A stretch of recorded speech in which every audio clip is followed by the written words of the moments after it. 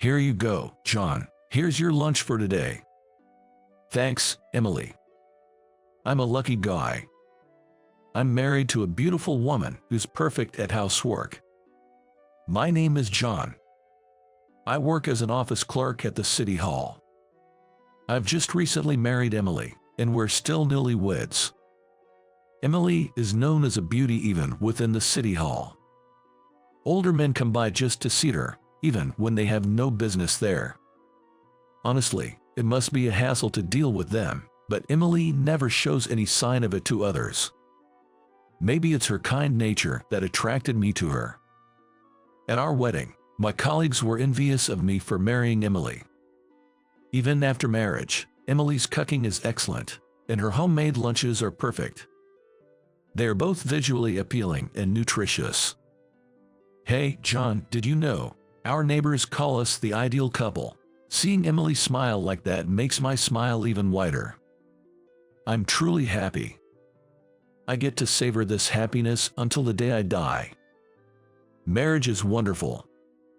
I always feel like shouting that out. It's almost a year since we got married. Emily and I have a great relationship, but we don't have any children yet. I'm not brave enough to have children yet. I wanted them, but Emily said that and seemed hesitant. That's right. Pregnancy and childbirth are tough on a woman. I shouldn't force it on her. There's no need to rush anything. I told Emily that. I was busy with work and wanted more time with Emily. Since we hadn't been able to travel much since our marriage, I was trying hard to make time for a trip. You don't have to overdo it for me. Let's go when we have the time. Besides, I'm happy just living with you, John. Emily said that with a smile. She's such a kind wife.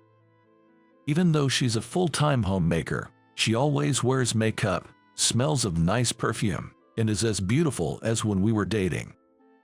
So, to make her a bit happier, I was preparing a surprise overseas trip for our first anniversary.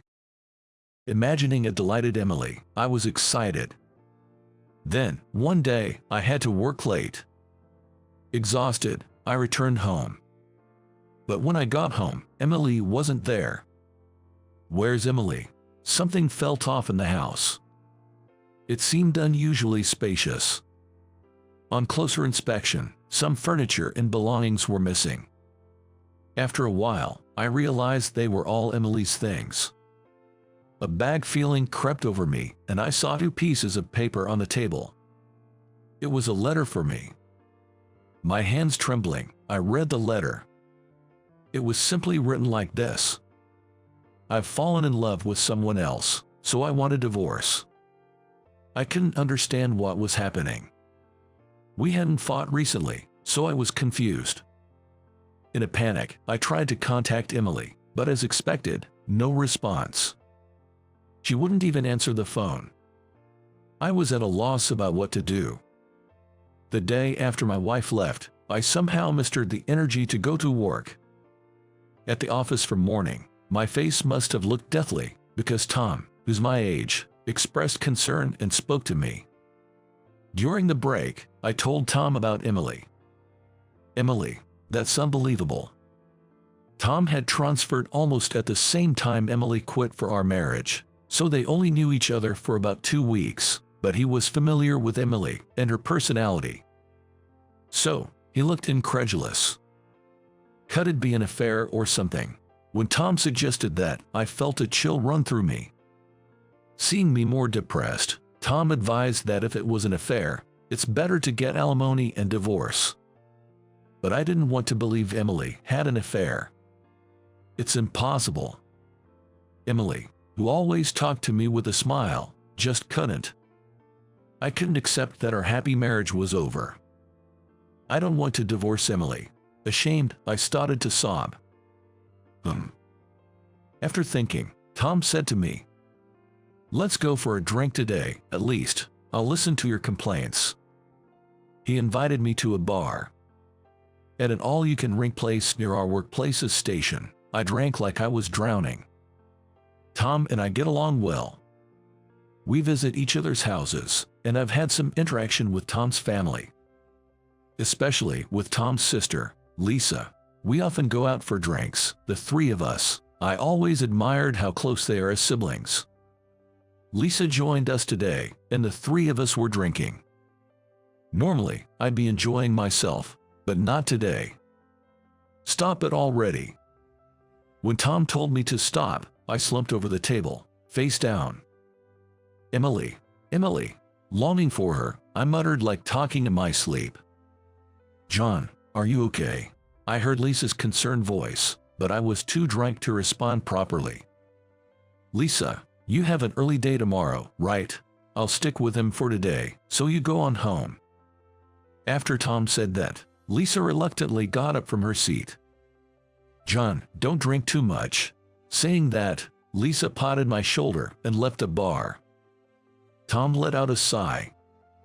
Look, John, I get you're upset, but first we need to figure this out. It's strange she suddenly found someone she likes, and Emily wasn't even working. So where did she meet this guy? I have no idea. Anyway, drowning your sorrows in booze isn't going to help. I know a private investigator. I'll ask him to look into it. I lifted my alcohol-swollen face. Why would you go to all that trouble for me? Because we're friends. Besides, we're already short on guys at the office. If you quit because of a breakdown, who am I going to go drinking with after work? Tom said, laughing. I don't remember much after that. When I woke up, I was at home in my bed. After that, I fell. Whether it was the shock or the excessive alcohol, I was hit with a high fever. Take it easy and rest up. I'll cover for you at work. Tom said over the phone. I took his advice and rested in bed, but with nothing to do, I couldn't stop thinking about Emily. It was agonizing. A few days later, Tom called, telling me to come over to his place. We need to talk about the results. At first, I couldn't remember what he was talking about. It's about the investigator's findings. Then I remembered. You really went through with it. Yeah, so I need you to come over. Tom's voice was lower than usual, making me anxious. With heavy steps, I entered Tom's apartment. There, the private investigator Tom had hired was waiting. He turned out to be a junior from Tom's middle school. As for the investigation results, the investigator slowly took out some photos. To get straight to the point, your wife had been seeing another man even before you got married. I was shocked. Before our marriage, you mean Emily was two-timing me? The revelation shook me to my core, sending me into a mild panic. But in the photos the investigator handed me, there was Emily, happily arm in arm with a tall, unfamiliar man. I was staggered by the hopeless situation. Calm down, John.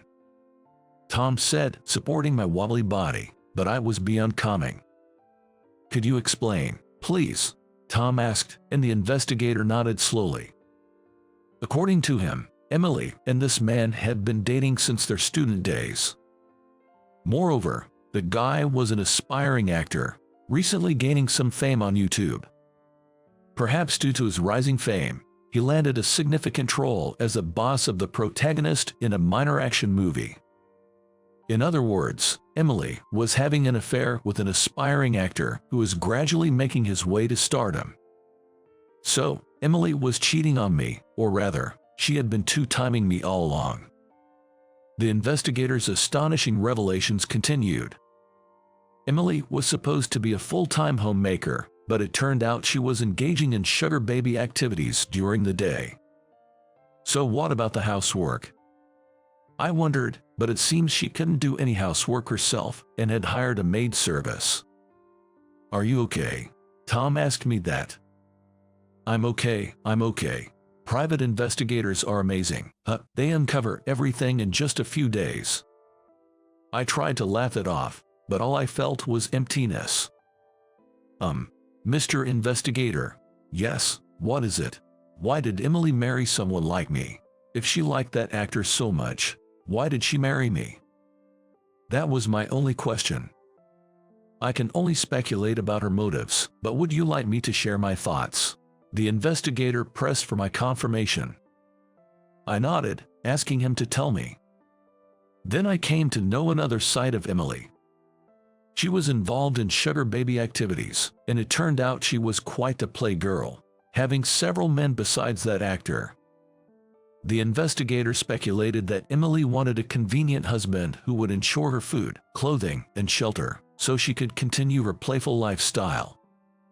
And now, with the actor on the brink of breaking into stardom, she quickly switched from me to him. She was like a parasite.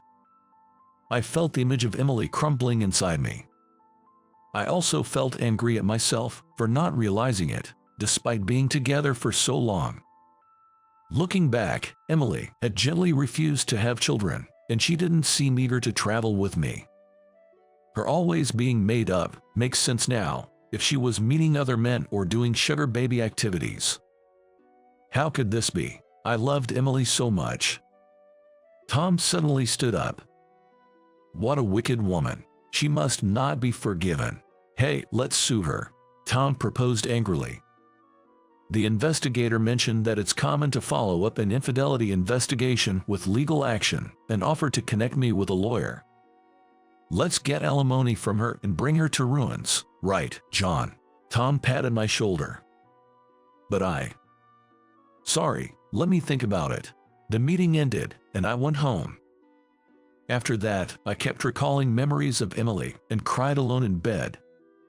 The next day was Sunday, so I could rest at home, but I dreaded going to work the next day. I even started hating the idea of living. Looking at the overseas trip tickets I was supposed to surprise her with made me even sadder. Emily, as I muttered her name with lingering attachment, the phone rang. It was Tom. Hey, you alive? Tom laughed cheerfully when I answered. I wish I were dead. I laughed through my nose and said it jokingly. Don't die over a woman like that. I know, but I could only respond weakly. Despite everything you've done for her, Emily choosing that actor over you shows she's a fool, Tom said with a helpless chuckle. His words released something inside me. I vented all my feelings about Emily to Tom. I was furious to know she had cheated on me. My blood was boiling. But I was happy to be married to Emily. It was because of Emily that I could work so hard. Emily's cooking was delicious. I wanted children with Emily. I wanted her to be with me forever. Tom silently listened as I cried and shouted out my feelings. After I had poured out my heart, Tom said to me, "You are truly kind." Kind, I'm just a fool. That's not true. I self-deprecated, but Tom reassured me. Do you remember when I first got assigned to our current workplace? You stayed up late helping me, a newbie who didn't know anything, with training. I remember, but that was a huge help for me. Do you know why I transferred from my previous department? Then, Tom opened up about his struggles in his previous department, including being harassed by a superior. I never imagined that the always cheerful Tom had gone through such things in his previous department. That's why I was really scared when I came here. I was afraid of being yelled at again. But everyone here was so kind, and because I met you, I managed to make it this far. Tom said this with a shy smile. So, when I heard you were getting married, I was happy for you. I wanted to support you. That's why I can forgive Emily for hurting you, a kind person. So, Tom continued. If it means you'll get crushed by her worries, let's make Emily face the consequences. You have the right to do that. I'll help you. Hearing all this, I finally found the courage to let go of my lingering feelings for Emily. Thank you, Tom. Emily, I loved you, but I need to settle this. Then I decided to take alimony and pursue a divorce. Of course, I also sued her lover for alimony. Once I made that decision, my feelings for Emily completely vanished, and I even started to feel angry, wanting to thoroughly go through with a lawsuit. So, I even contacted the talent agency. The agency, concerned about their image, suspended the lover and put his activities on indefinite hold. Naturally, he lost his big role. On YouTube, his account disappeared one day without an apology video. As I was thinking serves him right, I got a call from a certain person. Yes, it was Emily. Hearing her voice after such a long time was shocking. The calm demeanor she showed me was gone, replaced by a torrent of slander and insults. However, I stood firm. If she had more complaints, I told her we could settle it in court, and Emily hung up the phone bitterly. This was truly the end. I felt completely resolved and grateful to my supportive friend. Months passed since that day. I was drinking with Tom and his sister, Lisa, at the same bar. Somehow, I felt happiest when I was with these two. Suddenly, I took out the overseas trip tickets from my bag. These were originally for my ex-wife, but I want you two to have them. I handed a pair of tickets to Tom as a gesture of gratitude. Hey, isn't this a place you'd go with a lover? Tom said, looking troubled. Can I really take this? Lisa asked, surprised and repeatedly questioning. Jer, take it. Go and enjoy yourselves, you two. That's a no from me. Tom said, handing one ticket back to me. And he placed the other one in Lisa's palm. You guys should go, he said with a grin. What? Both Lisa and I said in unison, standing up. No, but, I mean, Lisa would be bothered. Me and her, I stammered, glancing towards Lisa. Lisa, flustered, looked down. Well, if John doesn't mind, I'd like to go, maybe, she said, her face turning bright red. I felt my body heat up too. Oh no, my heart is pounding. At this moment, I was unaware that a new love was beginning to blossom within me.